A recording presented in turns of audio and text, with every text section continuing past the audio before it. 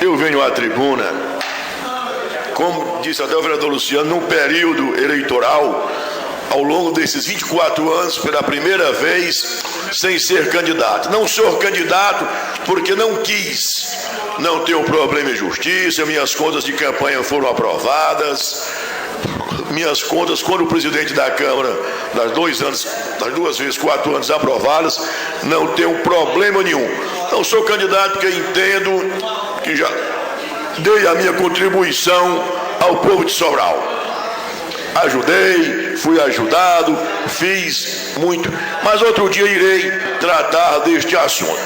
E hoje, aqui, invocando o artigo 29, inciso 8º da Constituição Federal, onde diz que o vereador tem inviolabilidade por suas opiniões, palavras e votos no exercício do mandato e na circunscrição do município. Então, senhores, invocando o inciso 8º da Constituição Federal, onde o vereador é inviolável por opiniões, palavras, eu venho a esta casa relatar alguns fatos acontecidos durante o final de junho. Eu disse que não seria candidato a vereador e honrei e estou honrando o meu compromisso. Mas esse não é o fundamental. Minha mulher, doutora Imaculada, não pertencia mais aos quadros partidários do PSB. E comunicou isso ao partido em 2009, salvo engano, 2008. Passou 2 anos sem filiação partidária. E no dia 28 de setembro de 2011, filiou-se ao PRTB. Ela procurou vários partidos. Os senhores terem uma ideia como a situação política no Brasil, a coligação que dá apoio ao prefeito atual de Sobral tem praticamente 12 partidos, algo em torno disso. E tem mais uma outra coligação com partidos PPS, PTB, alguma coisa nesse sentido, aproximadamente mais 5 ou 6. Então só aí já vai uns 18, 19. Então, no Macapé tem um candidato apoiado, onde eu vi numa propaganda, eu contei 12 partidos. Então, é muito partido. E aí é que está o problema. Cadê essa ideologia? Não tem. São pessoas que se agrupam para ter o controle do partido, para oferecer de bandeja a chefes políticos. Porque não se justifica tantos partidos, quando muitos, como vê Sobral, nós teremos 4 candidatos a prefeito, mas tem muitos partidos. E na minha opinião, no Brasil, não precisa tanto partido.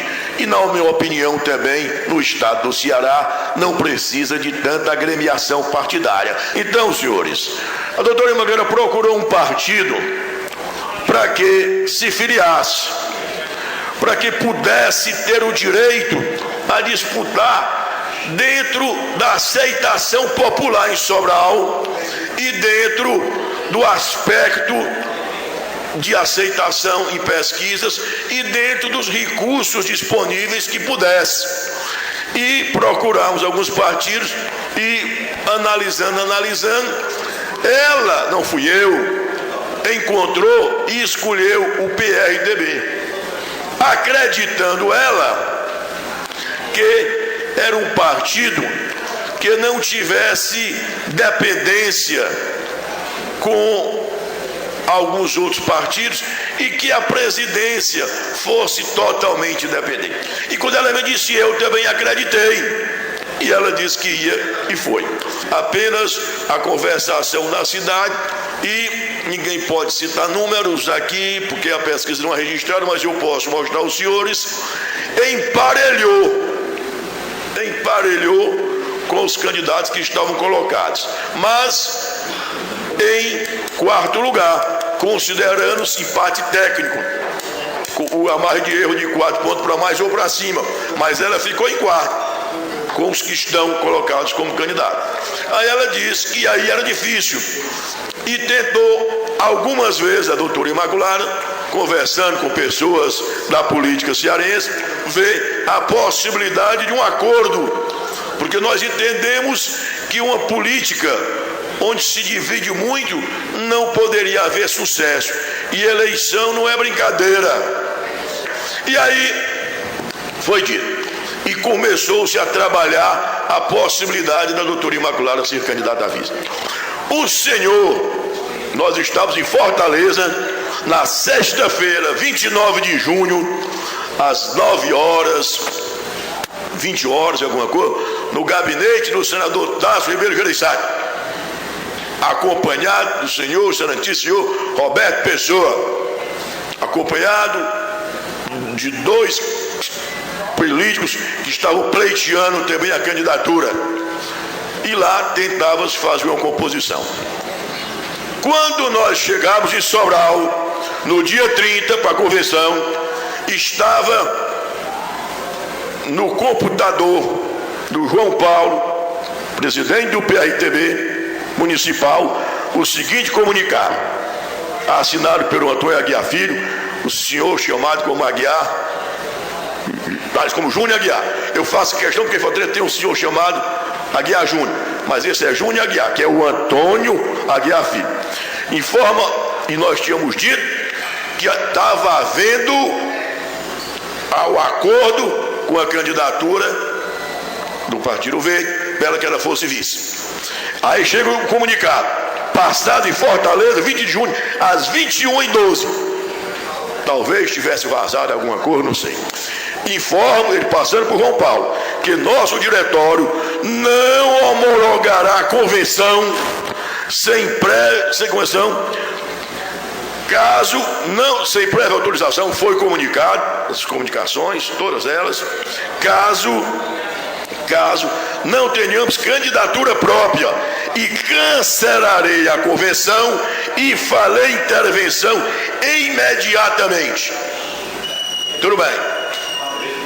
Eita, quer dizer, não aceitava, tinha que ser. Mas veja bem, candidatura própria, nós tínhamos dito, não estava em primeiro lugar e faltou a disponibilidade de recursos, e começou-se a trabalhar a possibilidade de uma coligação. E ele disse, está aqui, mas que o senhor Antônio Aguiar Filho fizesse isso, é problema de cada um. Agora, Recife, um partido interferiu lá na coligação, tudo bem. Agora, o senhor Antônio Aguiar Júnior, eu não sabia que ele trabalhava como terceirizado no governo do estado. E o senhor Luciano de Arruda Coelho Filho, numa entrevista que eu tenho gravada nos bastidores da política com Carlos Torres, ele diz que o Carlos até disse que ele era um cidadão, o Luciano Filho, que tinha muita articulação, e tem, um rapaz competente, preparado.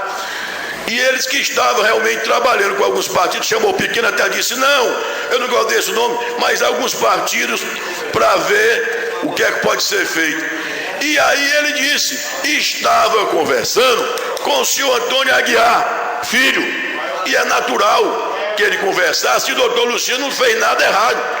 Política se faz com conversação, e conversou, e disse que estava conversando, que o senhor Antônio Aguiar Filho tinha terceirizado, tinha muito relacionamento com o governo, lá na chefia de gabinete. Eu disse, pronto, agora ficou ruim. Bem, nós não sabíamos, mas que ele conversasse é natural, na minha opinião, no meu pensamento. O doutor Luciano Arruda Filho fez o dever que tinha que fazer, conversar, todo mundo conversa. Agora, o senhor Antônio Aguiar Filho, como presidente do partido, poderia também, tanto que fez, mandou aqui o ofício, aqui cópia, dizendo que entraria com a intervenção, podia fazer como fez. Agora eu não entendo Aí, na minha opinião, é que é brincadeira. Faltou compromisso do senhor Antônio Aguiar Filho. O que é que ele tinha que comunicar e mandar o ofício, o e-mail para o senhor Luciano Arruda Filho? Aí é que o senhor Antônio Aguiar Filho não permitisse que a doutora Imaculada, filiada ao PRTB, disputasse a eleição da condição de vice na chapa do PV. Era um direito dele querer impor uma candidatura própria, quando ela disse que não tinha condição financeira. Só a campanha de televisão está orçada aí, parece, para publicar mais de 500 mil reais, é o que eu ouvi falar, para promover, porque gratuito é o horário, mas o trabalho, a mídia é cara, e ela não tinha direito. E nas pesquisas ela apareceu colada de patité com os outros, mas não adiantava, mais 3 candidaturas, 4, que aí o poder seria fortalecido. E aí tentou coligar. Agora, que o senhor Antônio Aguiar Filho quisesse e mandasse dizer que estava entrando com a intervenção e nulidade da convenção, caso ela coligasse com outro partido, é um direito dele. Não vou questionar o problema desses partidos não terem autonomia, na minha opinião, e fazer o que queiram. Agora, na minha opinião, no meu pensamento, eu afirmo o que é que ele tinha de prestar conta para o senhor Luciano Arruda Coelho Filho e mandar um e-mail. Ele é presidente do PRTB. O doutor Luciano Arruda Filho é filiado, salvo engano, ao PSB, e como articulador fez o trabalho, está de parabéns. Um presidente estadual de partido manda para o presidente do partido PRTB dizendo que intervirá na convenção e anulará se não tiver candidatura própria. É um direito dele. Queria forçar o partido, na minha opinião, para facilitar a vitória do partido da situação.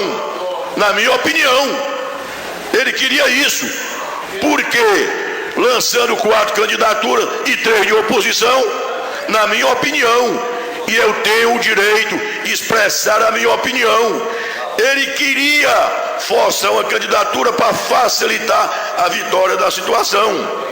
Então, ainda tem gente que botou no jornal, botou no blog, a doutora Imaculada desistiu, o que terá acontecido? Desistiu coisa nenhuma. A doutora Imaculada estava firme, e com o apoio dela, a coligação que ela fosse ganharia. É opinião minha só não, é opinião popular. E ainda tem mais. E aí ela não fez muito campanha não, mas alguns em janeiro de 2012 perguntaram a ela e perguntaram a mim se podiam fazer umas pinturas, estou com a mulher, uma coisa inofensiva. Perguntaram os amigos dela, e eu que não sou burro, eu sou advogado, apesar de estar afastado do exercício da advocacia por 2 anos enquanto presido da Câmara. Conversei com os amigos e sugeriram muita coisa, e veio uma, estou com a mulher. Eu disse, não tem problema, pode pintar, eu não sou burro.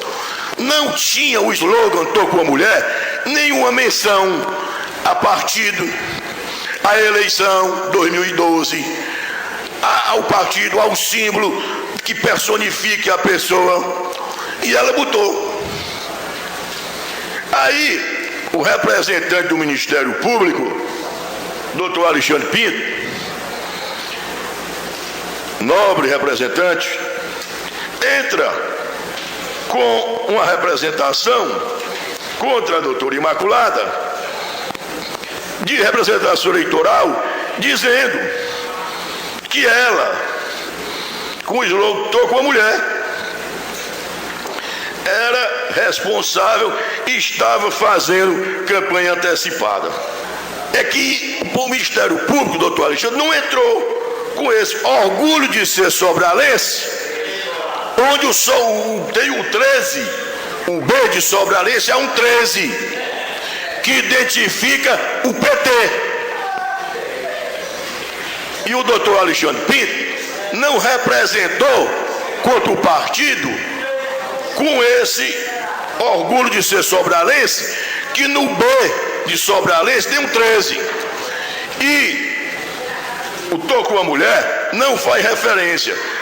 O advogado apresentou o trabalho e o doutor, excelentíssimo senhor doutor juiz, o Willis Sóstenes, o homem inteligente, competente, interfere a notificação contra a doutora Imaculada, onde ele diz, diante do disposto de julgo, improcedente a representação acerca da propaganda, porque a expressão "tô com a mulher", quem diz é o doutor Willis Sóstenes, não serve para configurar a situação de propaganda eleitoral antecipada, no caso dos autos, uma vez que não restou demonstrada no slogan a presença, ainda que de forma dissimulada, a menção de pleito futuro, não diz 2012, 2014, pedido de voto,